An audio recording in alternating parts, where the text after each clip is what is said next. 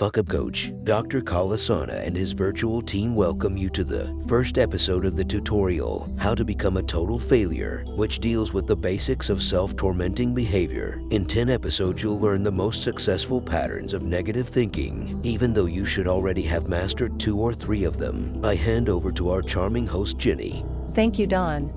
Now that you have established in our introduction that you possess the essential ingredient for success in this learning program, namely guilt, we will turn to the basics of self-tormenting behavior. In today's episode, I'll introduce to you one of the 10 most successful patterns of negative thinking. Now let's look at these behaviors in detail. Negative behavior number 1, the overfulfillment of tasks. We don't know what you feel guilty about, but that's irrelevant because you may not know either.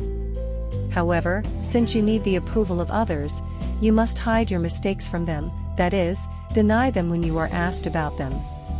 Justify yourself, for example, with, "I didn't do it. I am innocent. If I had known that at the time, I would have acted differently." Launch a counterattack if necessary. "If you hadn't done it, then it wouldn't have happened."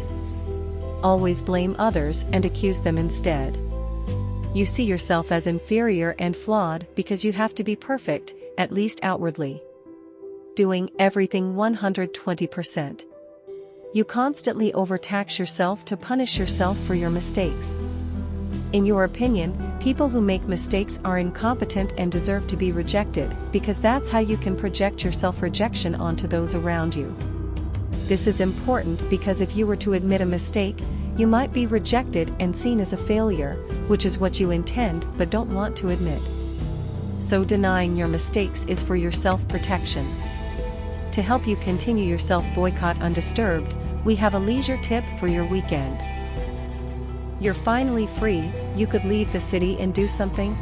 You realize that you can afford such a thing only if you have done everything beforehand.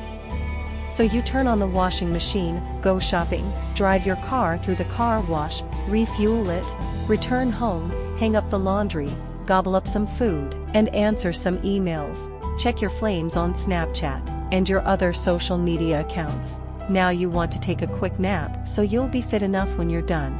Finally, you leave, but realize that your phone is almost empty and you forgot the charging cable at home. So you turn back and spend the rest of the day on your sofa because it's already getting dark, and on the way back you would surely have gotten caught in a traffic jam. But be careful, avoid mourning the weekend off at all costs. Instead, be proud of what you have achieved again.